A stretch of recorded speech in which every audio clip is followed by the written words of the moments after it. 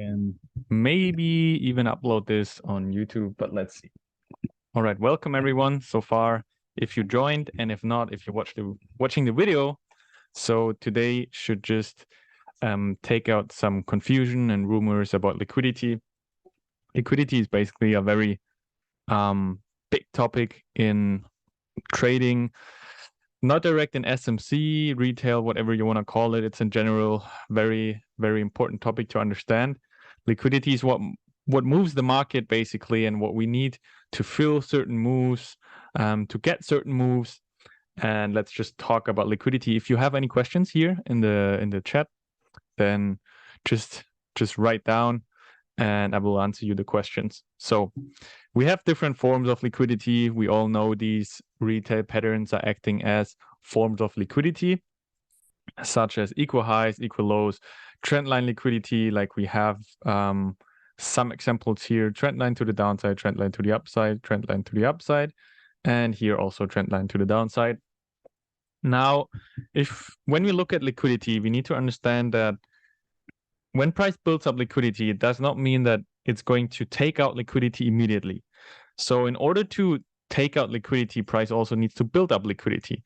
So we see it here. That's a very good example. Even though we created liquidity here to the downside, many people now expecting something like this, right? Because we have liquidity, now we target liquidity, but that's simply wrong. In order to have a move like this, we also need to build up liquidity here to target liquidity so we can move, and then to move again and have liquidity that we just built.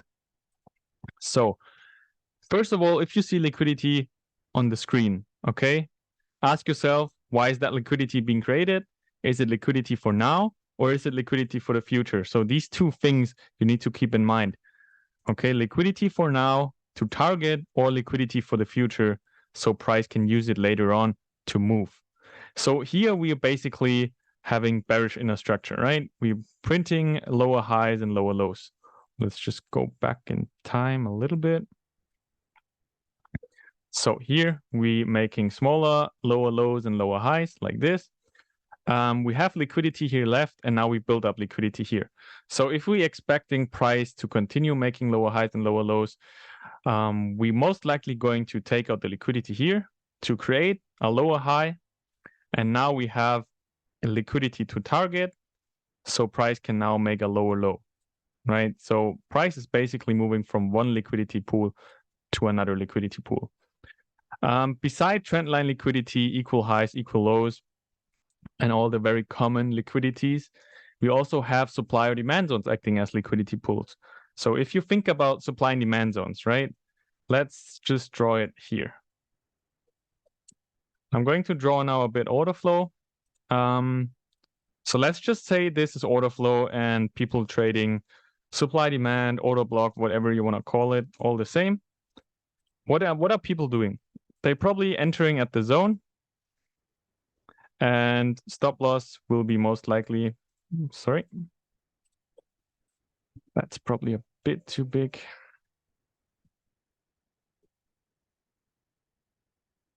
Yeah, that's better. So people entering at the zone and stop loss probably below the zone. So it's the same thing as if we're looking at the trend line like this here, that people entering at the trend line and stops are below the trend line, right? So they're probably doing something like this. And then have target like this. So around below the trend line. And that's the same thing with supply and demand zones. So therefore, supply demand zones are zones where a lot of people want to go into a trade, right? Placing their orders. So therefore, it is a pool of liquidity. And pools of liquidity can be easily swept. So price had the fuel to move into a certain direction, or maybe even to induce people into the wrong direction. So if we talk about supply and demand zones being forms of liquidity, then we also can talk about smart money traps, because supply and demand zones that acting as pools of liquidity are nothing else than smart money traps, right?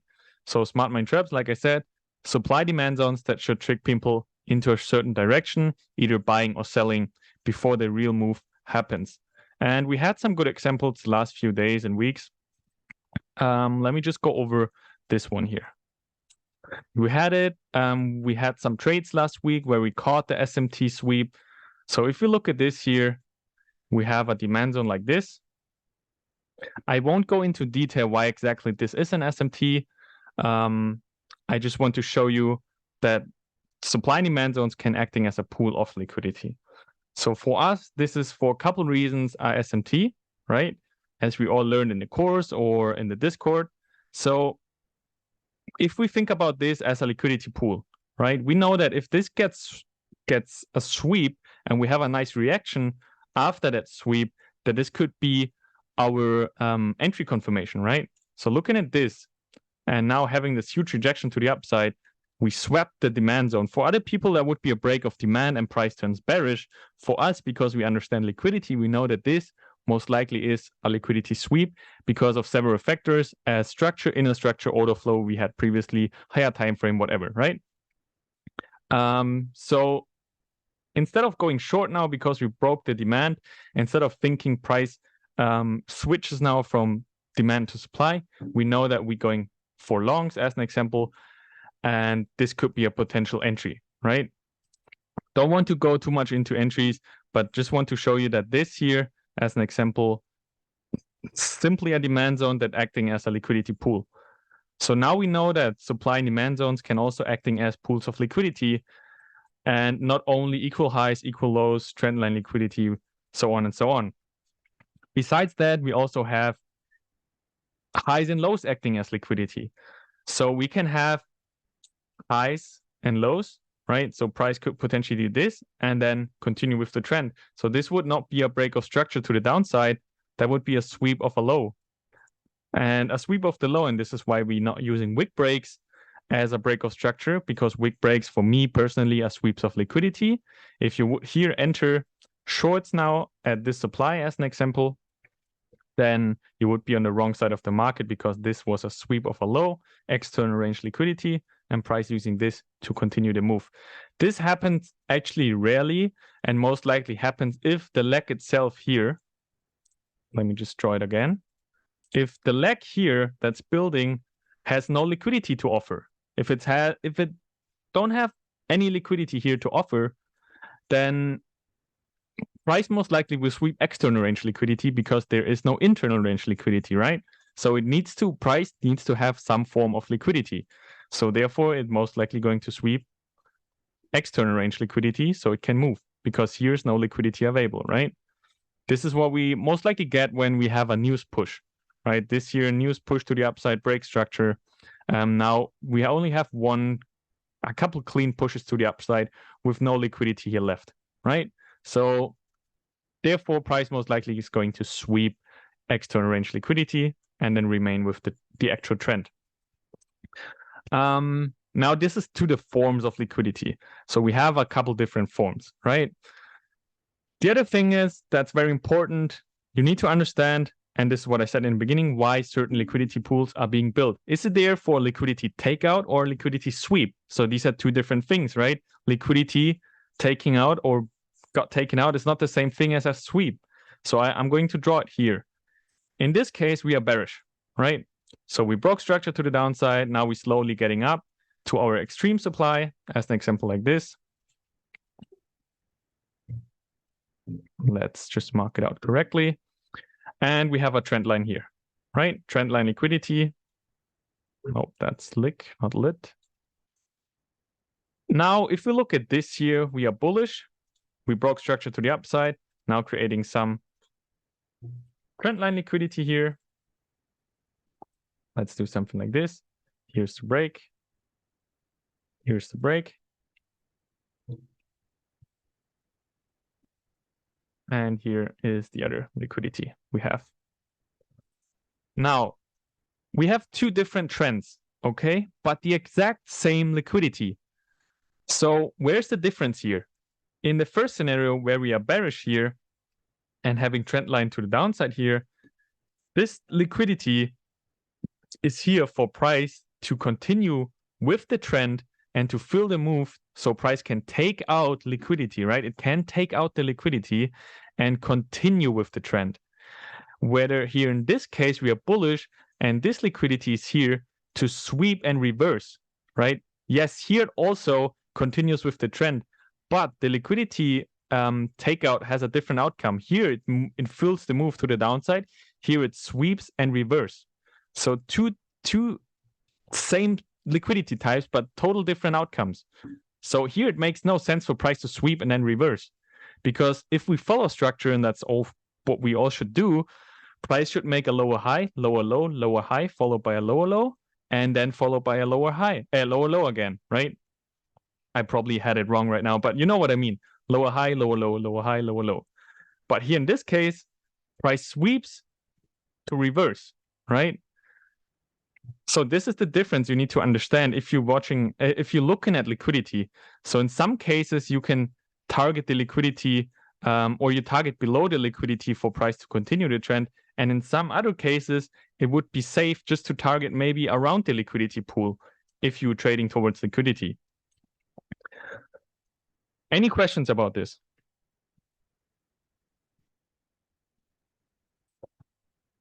Okay, good. No. All right, good. Then I'm going to delete this. In the beginning, I also explained that we have liquidity for now and liquidity for the future. Okay, so let's just have another drawing. If price creates liquidity, let's say we are bullish, right? And price is maybe creating trend line on the 15-minute, doing something like this. Okay, and then maybe even creating some equal highs, something like this. So what many people here seeing is equal highs, trend line. I'm waiting for long, so price is maybe doing this and then continues to drop a little bit more so we can take some more longs, right? But that makes no sense. Why? Because if price takes out the liquidity here, comes back down, there's no reason for price to go up because here's no liquidity left. How should price fuel that move to the upside if there's no liquidity left here? So here's where your trend understanding comes into play, your structure understanding. If you know that price is bullish here, right? And you know that price pulling back here and wants to create a new higher high, you need obviously liquidity to the upside for the move to fuel, right? And if you have no liquidity to the upside, there is, first of all, no reason for price to go up, and there is no field for price to go up, right? So if you want to target here the high, or if you don't want to take shorts here because it's too risky because you have a liquidity pool, then you simply and probably don't understand liquidity. Because if you understand liquidity, you can also trade from equal highs, right? If you understand that this is probably liquidity for the future when price mitigated maybe something, maybe took out enough liquidity to the left, so it can then remain with the trend and now creates the higher low followed by a higher high, and then taking out the liquidity. But we always need to keep some liquidity left for some moves, right? And we can see it actually very good on the 4-hour. Let me just delete this. This here as well. Okay. So here we have a bigger trend line, right? We have a trend line like this. Probably something on the 4-hour. So on the 4-hour, it looks a bit better. Probably price won't do something like this and drop again. That makes no sense, right? Price most likely will drop further on probably, and then uses this liquidity here so it continue going up. And if we look to the left here, we see the same thing. We have a lot of liquidity being built here, right? A lot of trend line liquidity. And there's a lot of people that waiting for the trend line to being swept, to being taken out, whatever, right? So they don't really are confident in trading longs here, maybe longs here again. As long as this is holding, right? There is no sign for you that liquidity, that there will be a liquidity sweep or liquidity takeout soon. So let price do its thing. Let it build up liquidity. If price then really starts to take out liquidity, you will see it. You will see how price will drop faster. It will probably come back and give you another entry. But don't think that when price is building up liquidity, that's immediately for now to get taken out, right? And this counts for the 15-minute, for the 4-hour, and for the daily. It doesn't matter. You have different stories on different time frames, right? This is why we're doing multi-time frame analysis. But if you have 15-minute liquidity being built, ask yourself, is it for now or is it maybe for later when price mitigates something to the down or to the upside and then can remain? Another thing is, some people, if they're trading the 15-minute and wait, I call it rain check liquidity. Yeah. If you have liquidity on the 15-minute, right? If price sweeps liquidity on the 15-minute, let's say this is our 15-minute, it comes down, sweeps liquidity, you want to enter. I don't know, some people just have completely wrong take profits, right? They're now targeting something like a 4-hour high, but that makes no sense. Every time frame, like I already said, has its own story, right? You can combine it, you can get very good trades, you can trade from away from the 15-minute and have 4-hour targets, but you need to have you need to have an exact entry for this. You have to catch the 4-hour highs and lows, end of the pullback, starts of the pullback, and not in the middle of the leg. So if you see something like this and want to maybe target a 4-hour supply up here, right? That's not a good target, because 15-minute is kind of small liquidity. It's a smaller liquidity pool, and from a smaller liquidity pool, you can expect smaller moves. You can expect now from a 15-minute sweep that price rush into with a daily structural move. That makes no sense, right? You need for daily move, you need daily liquidity. For 4-hour move, you need 4-hour to hourly liquidity. And same for the 15-minute, you need minutes liquidity. So for price to move. And this is why if we're entering on 15-minute liquidity sweeps, the safest is to either have other exits. Okay, I don't want to go too much into details on how to set your take profits. I just want to tell you that you can expect from small liquidity pools a huge push on the daily, right? If you have news, that's a different thing. But let's say market is moving 90% of the time with its normal algorithm without moves, without news, then you won't get these moves just by 15-minute liquidity sweeps or 15-minute liquidity takeouts. So if you want to target a 4-hour high, you need price to build up enough 4-hour liquidity, right? You can expect the 15-minute liquidity being enough for price to move on the 4-hour properly. And this is very, very important, especially for your target setting. Any questions about this?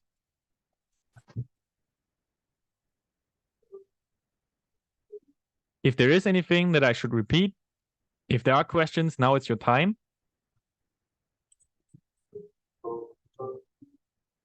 Okay, good. So as I said, liquidity is just not liquidity, right? You can't just blindly move, drawing in equal highs, equal lows, trendline liquidity here and there, and think like this is going to work out. No, you need to understand why certain liquidity pools being built, how they are built, when is it the right time to get swept? Is it liquidity for now? Is it liquidity for the future? Does the liquidity move or the liquidity sweep is enough for me to target only maybe a 15-minute high or low, maybe only 15-minute inner structure high or low, or even 4-hour high or low, right? So this is very, very important. Now, looking at liquidity here, as I said, price moving from one liquidity pool to the other, and we have here beautiful examples. Price went down, pulled back, creating liquidity, right? Now price is taking out the liquidity with that move, but coming with that move, it builds up liquidity here. So price can now continue with the down move, right? So price just won't having these clean pushes from one side to the other side to the other side, right? So it needs to build up liquidity, like I said, to move. Without these liquidity pools, there is no possibility that price is moving. Exactly. We can say that these liquidity pools here, right? This one, and these ones are protected till we have till we either mitigated a very, very clean and valid zone, or till we maybe swept enough liquidity so price can here, we swept enough liquidity so price can now remain with its actual direction, right? This is very important. So here, this is protected as long as price builds up another liquidity pool so price can move take out this liquidity pool, and now remain with the trend to take out this liquidity pool. And this is exactly what when we talk about targeted and protected liquidity, what we mean. This is now here, that big trend line is, as an example, 4-hour trend line liquidity. Right? If we look at this, we're having 4-hour trend line liquidity here. Right? That's for the 4-hour. That's just a demonstration that you have on different time frames, you have different liquidity pools. So a 15-minute liquidity pool is probably not visible on a 4-hour liquidity on a 4-hour chart, right? So that's the very important thing here.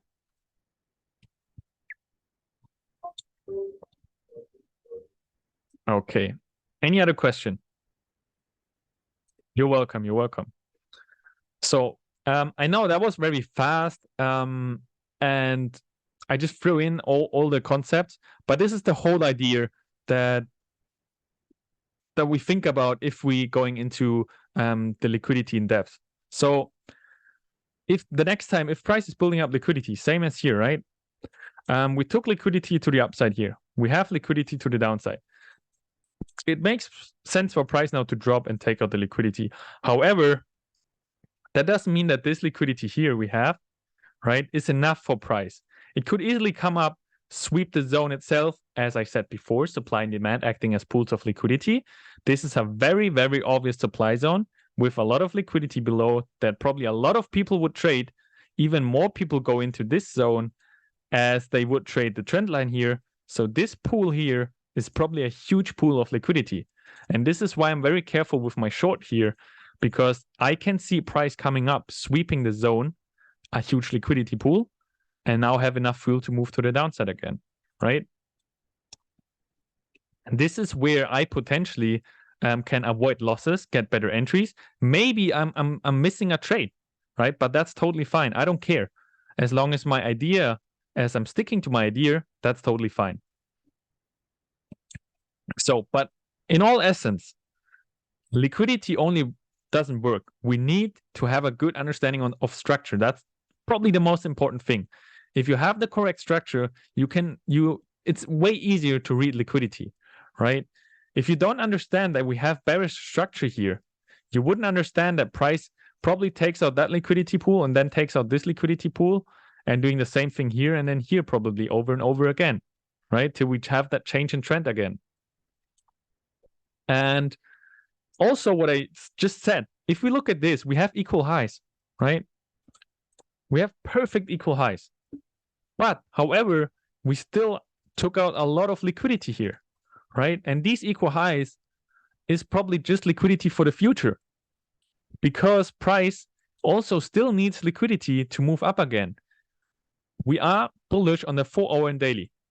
So we still need some liquidity. We need to build up some liquidity left after that huge push. So we can continue to move up, right? So price will left us some liquidity here to the upside. First of all, in that form of big trend line on the 15-minute 4-hour, some smaller 15-minute liquidity pools, right? For these 15-minute moves paired with a 4-hour move. This is why this here, as an example, if you have something like this where it prints equal highs, but you see that price clearly have taken out a liquidity pool, don't be afraid to enter here. Even though it is equal highs, doesn't mean that price is going to sweep this entry here. You see it worked out perfectly, right? I think nearly everyone in the community had this short, or at least like 4 or 5 people, right?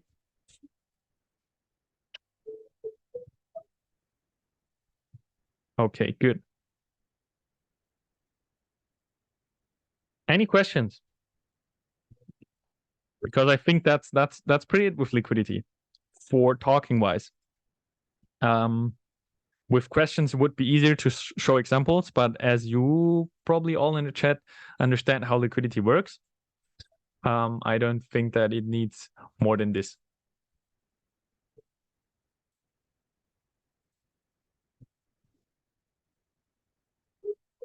I'm good. Okay, then let's just continue with the live trading. All right, thanks everyone for joining and watching the video. I just will stop the recording now. I won't stop the actual Zoom, okay? So you can stay in the Zoom.